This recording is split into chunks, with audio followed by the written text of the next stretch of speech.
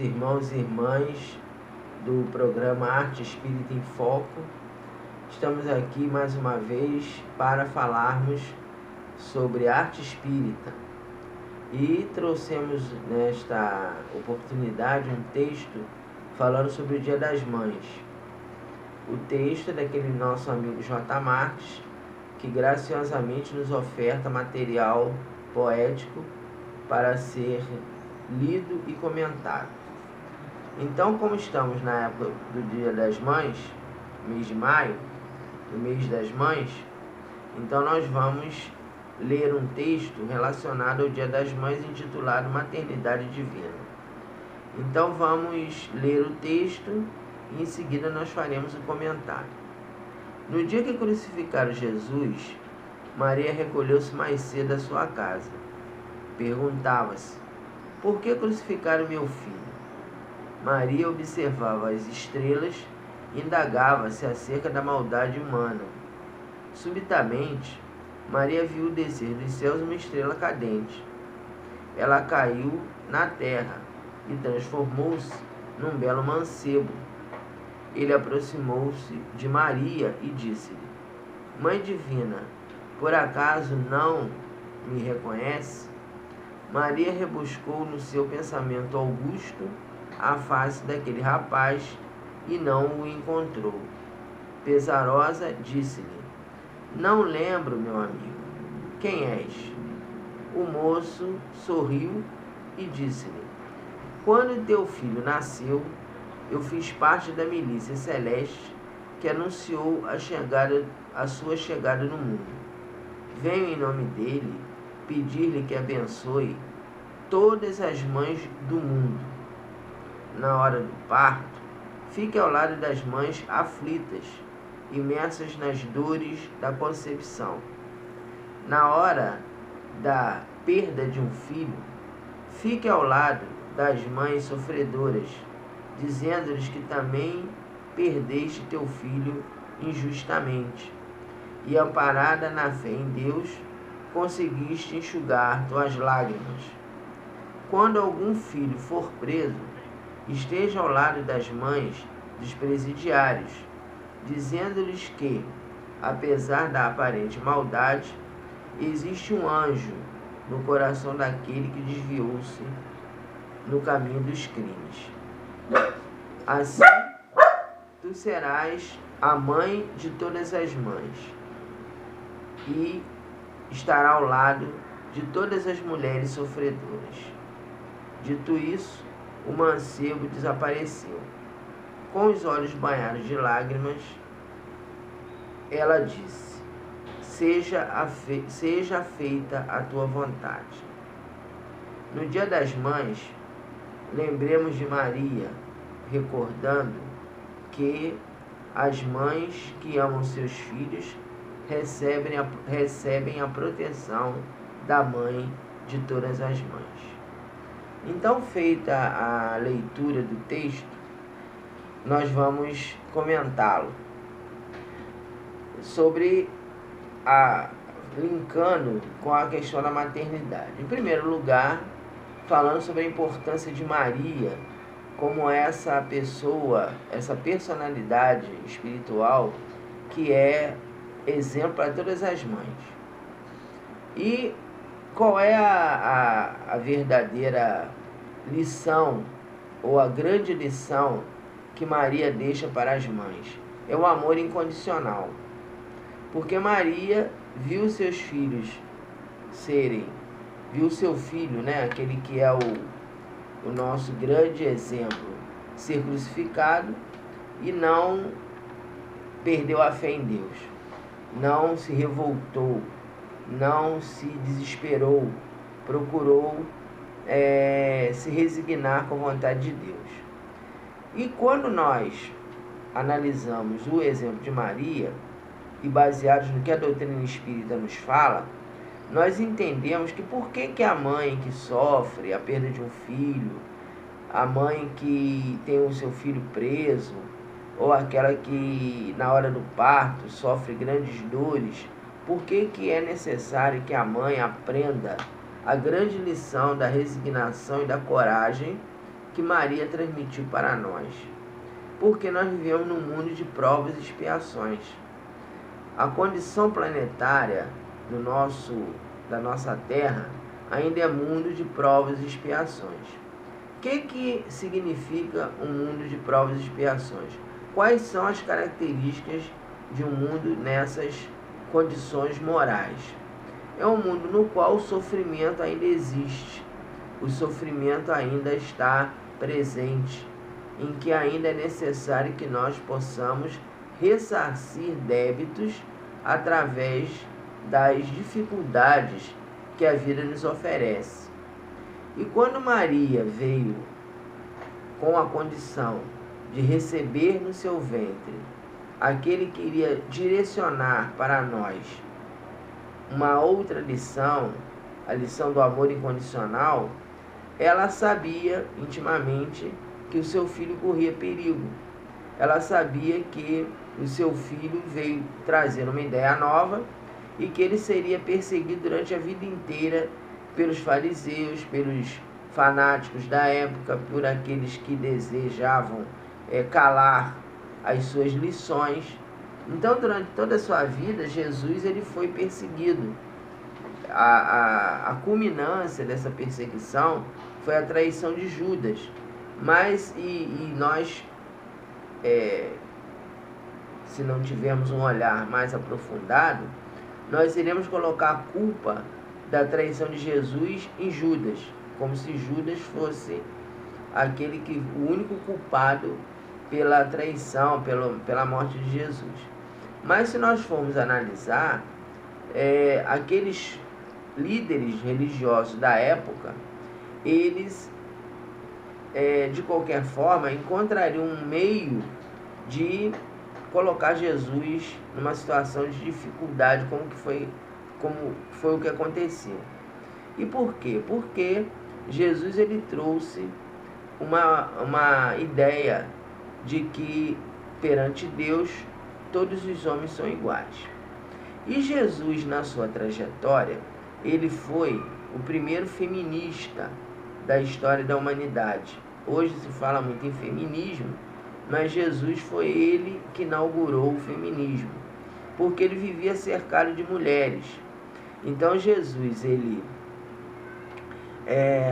recebeu e perdoou a mulher adúltera, naquele momento em que ele foi colocado diante da mulher adúltera e ela iria ser apedrejada pela lei antiga, pela lei de Moisés. E aí Jesus teve aquela lição inesquecível: aquele que estiver sem pecado atire a primeira pedra.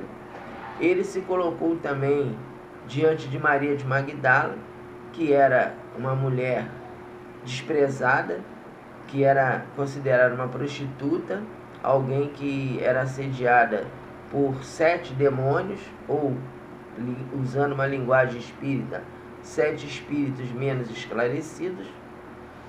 Ele também orientou Joana de Cusa, que era uma mulher que era perseguida pelo marido.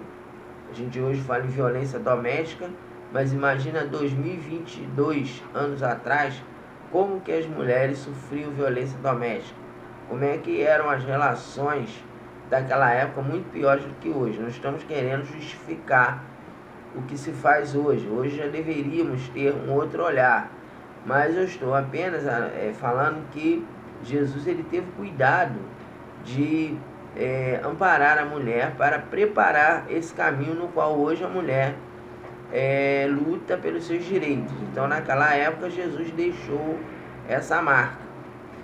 E também Marta, Maria, Susana, quer dizer, então várias mulheres do povo, ou várias mulheres que eram até matronas romanas que estavam ao lado de Jesus. Então ele foi o primeiro feminista da humanidade. Diante dessa questão do feminismo, Jesus ele exaltava a importância da família, porque Jesus ele não veio para destruir a lei. E na lei divina, na primeira revelação, um dos ensinamentos fundamentais é honrai a vosso pai e a vossa mãe. E com isso, Jesus está falando a respeito da importância da família, a importância da formação de núcleos familiares nos quais as mulheres, sendo mães, irão acolher no ventre espíritos reencarnados, vindos de outras experiências de vidas anteriores, nos quais eles estarão se reencontrando com aquelas pessoas, com aquele grupo familiar, para evoluir. E aí vem o exemplo de Maria, porque Maria, ela teve aquela oportunidade de acolher o nosso querido Mestre Jesus, e ao longo de toda a sua vida, ela nos mostrou o exemplo da maternidade divina, que a mulher religiosa, ou a mulher que se pauta numa ética cristã, deve procurar seguir. Então aqui tem alguns exemplos, né, daquele momento em que ela se viu diante da crucificação de Jesus, e ela podia, se não fosse cristã, se não fosse alguém que seguisse os seus ensinamentos, ela podia se revoltar, ela podia querer se colocar contra Deus, considerar que Deus foi injusto, que o seu filho não merecia isso. Mas por que Maria se resignou? Por que Maria não ficou balda, né, ou não perdeu a sua fé? Porque ela sabia da imortalidade da alma. Então, quando um filho querido parte antes do momento, ou vai antes da mãe, que geralmente o que se imagina, né, é que a mãe, sendo mais velha, que os mais velhos vão antes dos mais novos. Mas muitos e muitos casos, não, isso não acontece. Às vezes a criança no berço, ou um adolescente, ou um jovem, desencarna antes dos seus pais. E a mãe sente muito, né, a perda de um filho. Tem uma amiga nossa que ela fala que não existe dor maior do que a perda de um filho. Então Maria nos deu exemplo de manter a fé, e aí, baseado nos ensinamentos da doutrina espírita, nós vemos que Maria, ela não se deixou abater, porque ela sabia da questão da imortalidade da alma. Ela sabia que a morte é uma transformação. O espírito que desencarna, ele vai passar para um outro estágio, vai passar para uma outra etapa evolutiva. Ele não vai desaparecer. O que vai perecer, o que vai ser desgastado, o que vai ser extinto, é o corpo físico. Mas o corpo perispiritual, o corpo fluídico, ele vai continuar vivo, ele vai continuar existindo. Tanto é que Jesus, no terceiro dia da sua morte física, ele ressuscitou. O que significa ressuscitar para a doutrina espírita? O Espírito de Jesus se materializou na condição de agênere. Agênere é um espírito materializado. É quando um espírito ele se torna palpável, se torna concreto, e ele se materializa para o encarnado. De que forma? Os seus discípulos eram médiuns, e o médium, ele doa uma substância fluídica denominada ectoplasma para que o espírito possa se materializar. Então, o que a doutrina espírita explica a partir dos ensinamentos de Kardec, que isso está na Gênese e em outras obras espíritas, Livro dos Médiuns, Livro dos Espíritos, mas principalmente na Gênese, que tem a parte dos milagres de Jesus, é que Jesus ficou durante um período no plano terreno na condição de agênere, ou seja, espírito materializado. Então não foi o corpo físico de Jesus que saiu do túmulo e saiu para dar testemunho para os seus discípulos, e sim o seu espírito materializado. Então, quando o espírito se materializa, ele se torna palpável, e Jesus comprovou com isso a questão da imortalidade da alma. E esse fato da materialização dos espíritos já tinha acontecido no Monte Tabor. Então, o Monte Tabor é aquela passagem que Jesus se transfigura, existe a transfiguração de Jesus, a transfiguração perispiritual de Jesus, e os seus discípulos verificam que Jesus está conversando com Moisés e com Elias, com o mesmo processo de materialização. Ou seja, os discípulos eram médios, eles doaram ectoplasma, e Elias e Moisés se materializaram e conversaram com Jesus. Então Maria sabia desses ensinamentos. Apesar da dor profunda que ela sentiu quando Jesus se foi, ela sabia que Jesus não estava morto. Ela sabia que Jesus ele estava num processo de transformação e iria continuar existindo. Outro fato que é colocado aqui no texto é em relação à questão da hora do parto. Então também, relembrando, e a gente sempre gosta de ressaltar esse ponto, com todo respeito às pessoas que pensam diferente, nós sabemos que hoje existe muitos companheiros que questionam esse ensinamento, mas a doutrina espírita deixa claro que o melhor é a mulher aceitar a concepção, que na hora da concepção, muitas mulheres falam assim: eu não quero ter esse filho agora, eu não quero ser mãe agora, ou eu estou fazendo um curso, eu quero aproveitar a vida, eu não quero saber de ter filho, e se eu tiver filho eu vou abortar. Então, a concepção, a oportunidade que a mulher tem de conceber um filho é algo sagrado, que a mulher não deve abrir mão. Para a doutrina espírita nos orienta que antes da concepção, na hora da fecundação, já existe um espírito designado para reencarnar naquele corpo que está se formando. E quando a mulher vai a uma clínica de aborto para tirar aquele filho, mas são células, ali não existe ainda um feto. Mesmo assim, existe um perispírito, um corpo perispiritual ligado àquele útero, e o espírito ele vai sentir toda a dilaceração provocada pelos aparelhos abortivos. E a mulher que aborta se torna comprometida perante as leis divinas.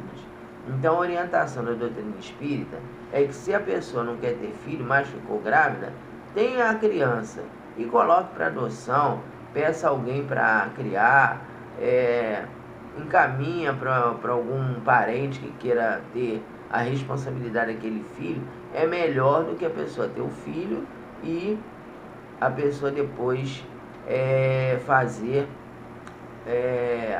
aquele comprometimento perante a lei divina. Então, existem certos casos de obsessões graves que ocorrem devido à mulher ter sido aquela que abortou muito fez vários abortos durante a existência. E aí tem um discurso que eu estava vendo outro dia, uma companheira falando, né, uma defensora do aborto, falando assim: as pessoas que defendem o aborto querem que a mulher tenha um filho, mas não se preocupam em criar a criança, não se preocupam como é que aquela criança vai ser criada. Isso também a doutrina espírita nos fala, que a mulher, ao encaminhar a criança para adoção, já que não quer ter o filho, né, ela estará agindo mais de acordo com a lei divina, e aquele casal que vai acolher aquela criança tem o dever de orientá-la dentro de uma religiosidade cristã. Então, a evangelização infanto-juvenil para quem é espírita é fundamental para o crescimento daquele espírito, para o amadurecimento daquele espírito. É necessário que a criança tenha contato com o Evangelho de Jesus para que tenha conhecimentos. E, por último, aqui fala também a respeito daquela mãe do presidiário. Então, às vezes, a mulher, já esgotada por uma vida de lutas, de desacertos, quando o filho é preso, fala assim, deixa ele para lá, deixa ele lá dentro, problema dele, eu não vou lá visitar, não quero saber. Mas a mãe precisa resgatar dentro de si um amor incondicional que toda mãe nutre pelo seu filho para estar ao lado dele. Por mais que ele seja pecaminoso ou errado, ou ele tenha problemas morais, aquela pessoa que se desviou no caminho do crime, que se desviou no caminho do vício, é alguém que está doente da alma.